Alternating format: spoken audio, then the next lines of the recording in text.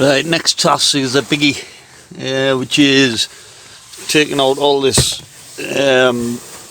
centre console bit, so I can get access to this coolant. So as I say, this carpet's wet down here.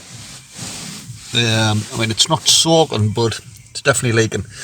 And as I say, with that stuff in the coolant, it tells me that for that's definitely coolant, that you can feel like it's like oily, if you like, so it's not water. Yeah, and with that additive in the coolant suggests that they have tried to stop a leak, which makes sense for this.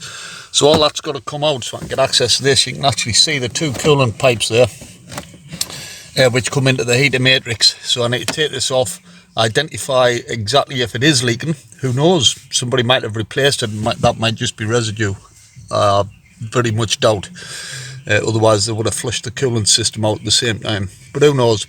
And the other thing is the electric auxiliary heater, which sits in front of the heater matrix, and it is what it is. It's an electric heater element which gives auxiliary heat until the engine warms up and you get heat from the coolant.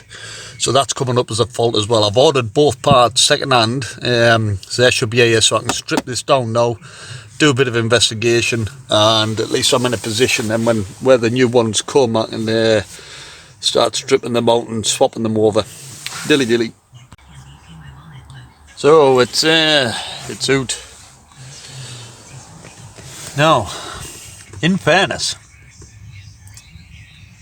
everything above this carpet is dry. And these pipes here, I don't think they're coolant pipes. I think they're for the air conditioning. However, I cannot for the life of me see the heater matrix.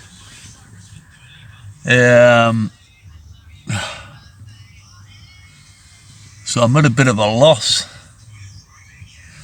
There's some bolts on here, caps, electrical connection. So that could possibly be the auxiliary heater, but it doesn't look like what I saw on some of the videos I was looking at. So a bit of further investigation, I think, find out exactly where this matrix is. But as I said, I mean, even on the top there, the carpet seems sort of dry. Right, I'll get back to you soon. Dilly dilly. So I've took off the controllers from the side. We can see that the flap is free, but it wasn't opening. So this motor wasn't working. Oh, there was something wrong with it. There's another motor at the back there as well, which connects further back. So I'm just going to run the Old Faithful now and just see if these actually function. Who knows? Right, so we're going to HVAC.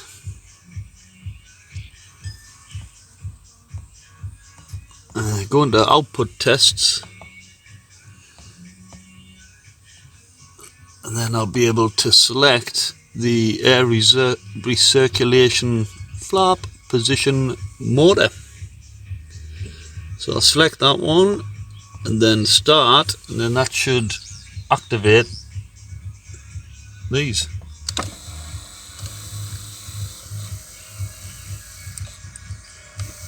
Well, what would you know? It's working. So it must have just been just like a static lock in the motor. So when I've took it off, disconnected the connection and put it in, it seems to be working all right now. Stop that.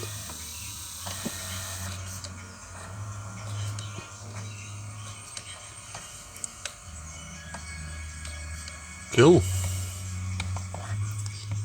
So I'll close that controller, and then what I'll do is operate it from the actual control itself,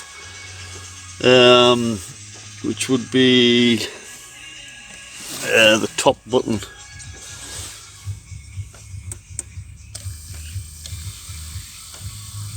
Yeah. It's pulsing a bit like, but it's there we go. Switch it off.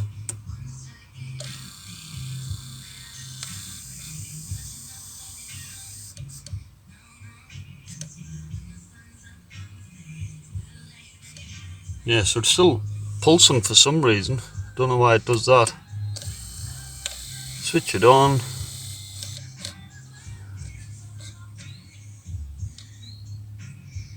Switch it off.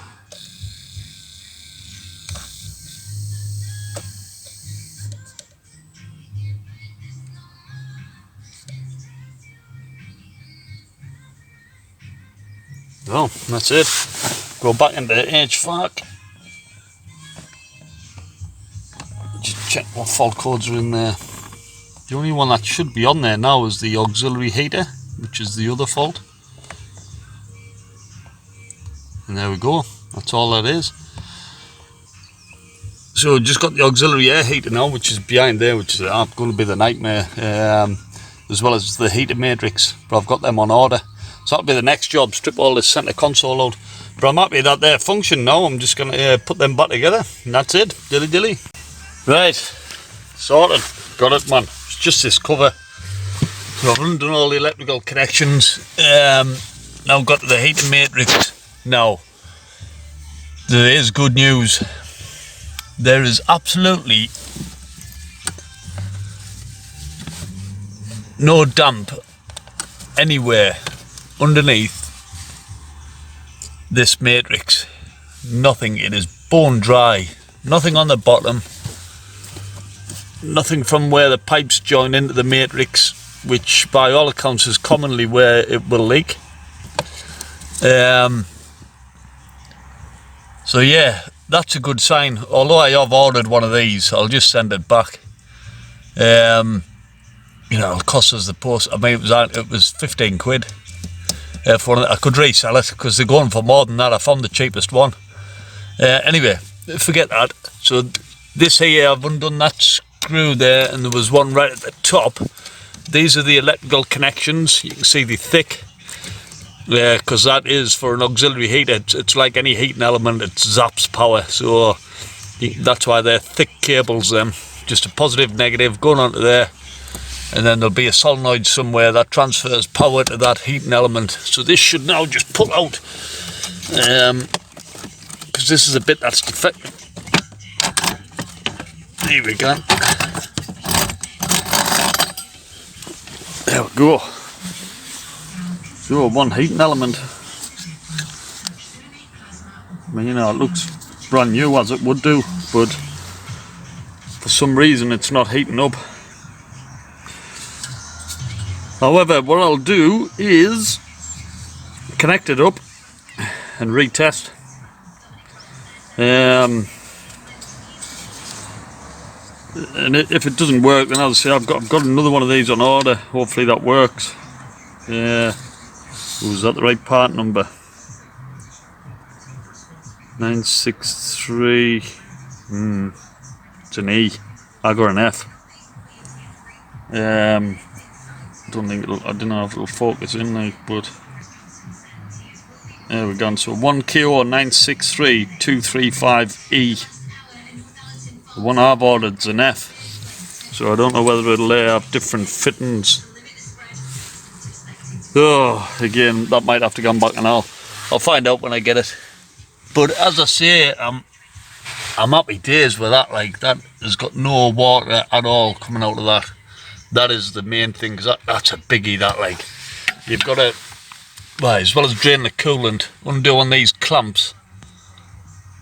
Undoing these clamps here, and then apparently it's a nightmare to prise this off from there, and then you've got to get brand new seals, and they recommend getting them from VAG Group, not aftermarket ones. However, as I say, it is just bone dry. If there was any water, it'd be coming out the bottom here. And it's just not, and all the back of this carpet's dry, so this wet on this floor, I don't know what it's from. To be honest, there is a little bit moisture on here, which is coming from the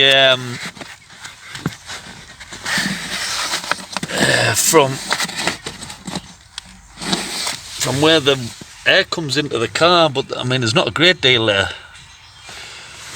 Right, anyway, I'm gonna crack on with this. Video's gone on long enough, so I'll just reconnect this up and test it with Bagcom and see if I'm still getting the same error code, and I'll actually be able to feel to see if this is heating up.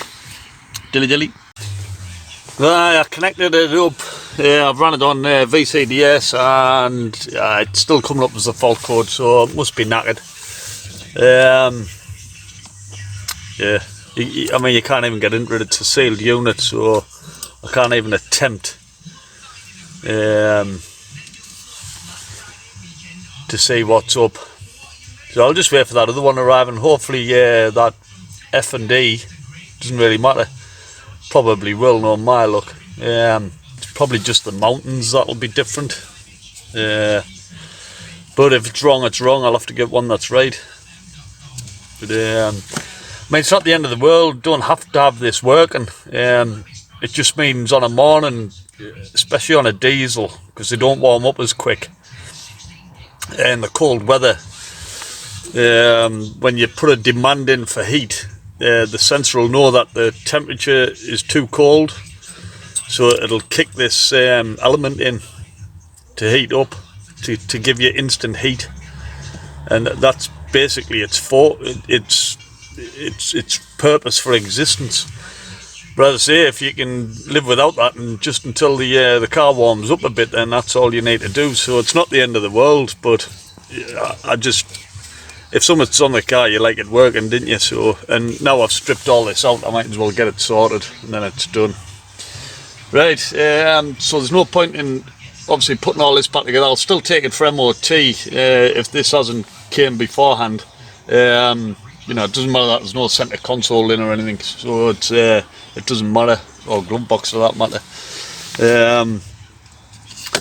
So yeah, I'll just leave everything as is now, and then I just need to concentrate my efforts on I don't know, dilly.